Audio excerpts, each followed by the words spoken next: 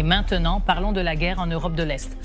L'Ukraine a réussi à déjouer un supposé plan russe visant à assassiner le président Volodymyr Zelensky. Un vétéran militaire polonais au service des agences de renseignement russes devait tirer sur Zelensky lors d'un voyage de ce dernier en Pologne. Toujours selon Maliuk, le suspect devait utiliser un fusil de précision pour l'attaquer dès son arrivée à l'aéroport.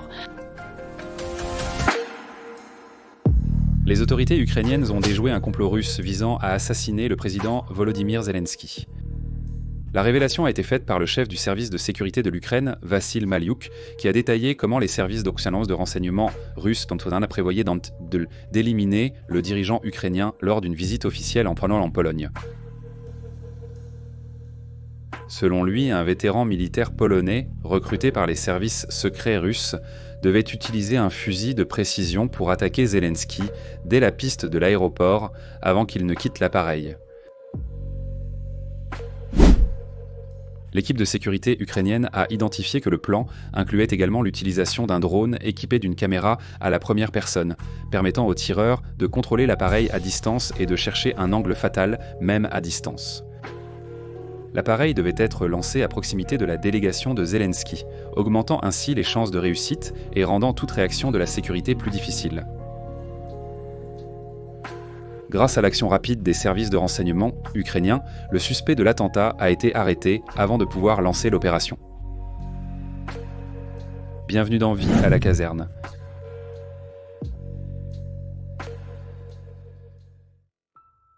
Depuis qu'il a refusé de fuir l'Ukraine et a déclaré qu'il combattrait aux côtés de son peuple, Zelensky est devenu la principale cible de la machine de guerre russe.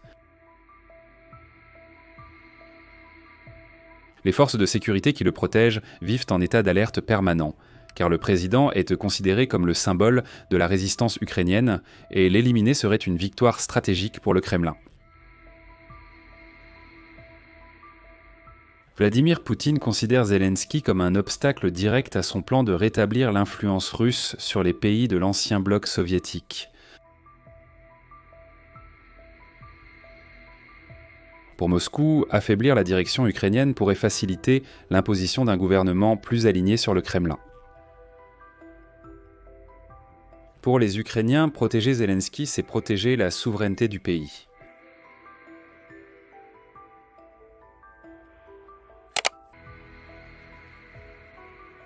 Depuis 2019, Maxime Donetsk, c'est le responsable direct de la sécurité de Zelensky.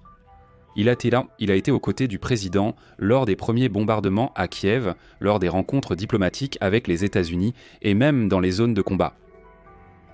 Son image est devenue virale sur les réseaux sociaux lorsqu'il a été présenté comme le garde du corps le mieux payé du monde, avec des rumeurs selon lesquelles son salaire annuel dépasserait les 8 millions de dollars. Mais ce qui attire l'attention à Donetsk, ce n'est pas seulement le salaire. La presse ukrainienne a révélé qu'il a renoncé à avoir des enfants afin de se consacrer entièrement à la sécurité présidentielle. Lors des événements publics, il s'habille de façon similaire à Zelensky, se coupe les cheveux et garde la barbe dans le même style, afin de tromper d'éventuels assaillants. Et dans les situations à risque, Donetsk est entraîné à lancer des leurres, créant des voies d'évasion ou des distractions.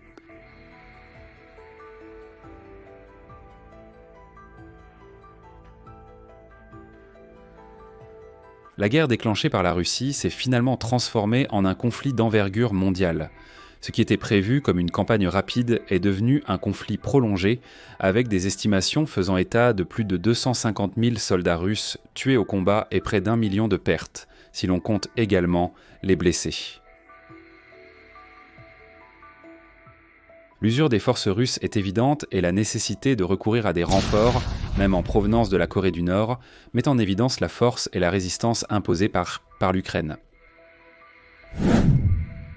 La persévérance ukrainienne a renforcé sa relation avec l'Occident. L'OTAN a augmenté ses dépenses militaires à 5% du produit intérieur brut des pays membres, comme l'a demandé Donald Trump, et a renforcé la présence militaire dans les régions proches de la frontière russe. La Pologne, la Norvège, la Finlande et d'autres pays ont intensifié la formation des troupes, réactivé les abris anti-bombes et se préparent à d'éventuelles agressions. Volodymyr Zelensky est une pièce maîtresse dans ce jeu d'échecs mondial. Son rapprochement avec les États-Unis et la demande officielle pour que l'Ukraine rejoigne l'OTAN ont provoqué un malaise direct au Kremlin. Vladimir Poutine s'est même allé jusqu'à proposer un cessez-le-feu à condition que Volodymyr Zelensky démissionne et que de nouvelles élections soient organisées. L'objectif russe est clair, placer une marionnette à la tête de l'Ukraine. Mais la réalité politique est tout autre.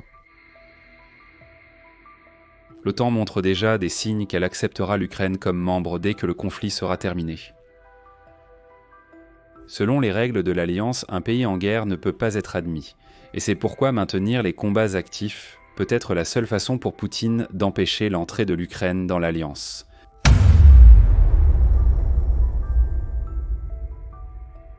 Cette logique géopolitique pourrait être ce qui soutient la continuité du conflit.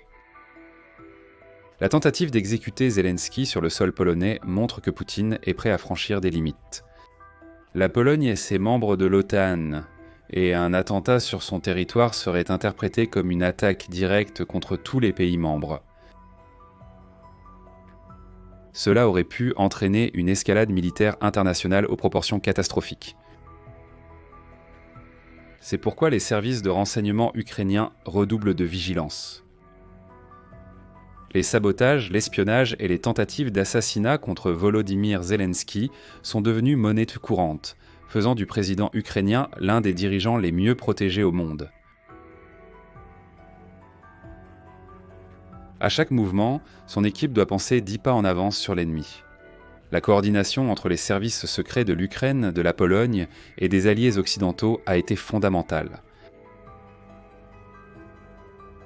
Grâce à la technologie de traçage, à la surveillance cybernétique et à des réseaux d'informateurs, ils ont réussi à intercepter l'opération d'attaque avant qu'elle ne devienne un désastre.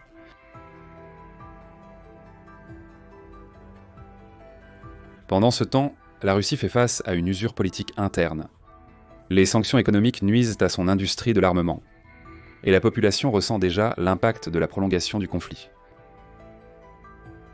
Néanmoins, le Kremlin maintient que l'Ukraine fait partie intégrante de la Russie historique. Les tensions géopolitiques s'étendent au-delà de l'Europe de l'Est. Au Moyen-Orient, les conflits entre l'Iran et Israël placent Poutine et Trump, une fois de plus, dans des camps opposés. La guerre qui était régionale menace de devenir une crise mondiale à multiples foyers. La Chine observe tout avec attention et prudence. Bien qu'elle maintienne des liens anciens avec Moscou, la Chine préfère ne pas s'impliquer directement. Avec son économie en pleine expansion, la dernière chose que le géant asiatique souhaite, c'est d'être entraîné dans une guerre qui pourrait déstabiliser ses marchés. Le président du Brésil, quant à lui, adopte une posture diplomatique pour le moins étrange, avec des rencontres avec Poutine et des déclarations en défense de l'Iran. La neutralité du Brésil serait préférable pour éviter de froisser des pays jusqu'alors considérés comme alliés.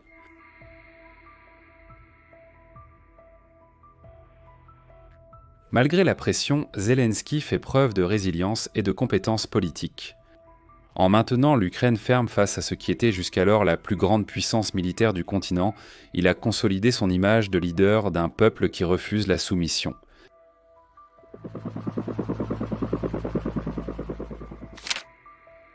Le dirigeant russe Vladimir Poutine voit son pouvoir contesté comme jamais auparavant.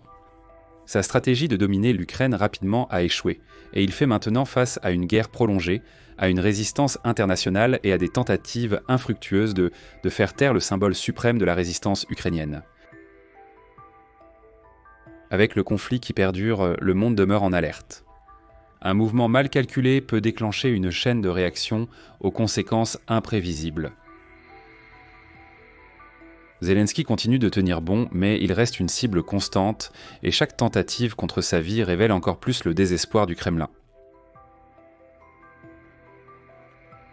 Et vous, accepteriez-vous d'être le garde du corps de Volodymyr Zelensky en échange d'un salaire de plusieurs millions ? Laissez votre avis dans les commentaires et dites-nous de quelle ville vous regardez cette vidéo. Examinons à présent le travail des agents de sécurité de certains dirigeants mondiaux.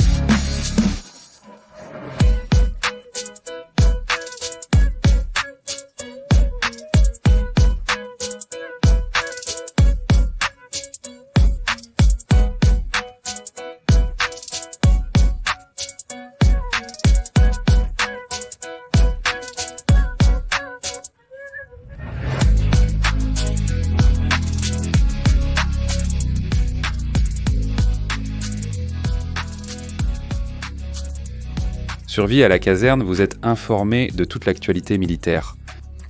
Laissez votre like, abonnez-vous et regardez l'une des vidéos qui apparaissent sur votre écran. En avant, combattants, à la prochaine.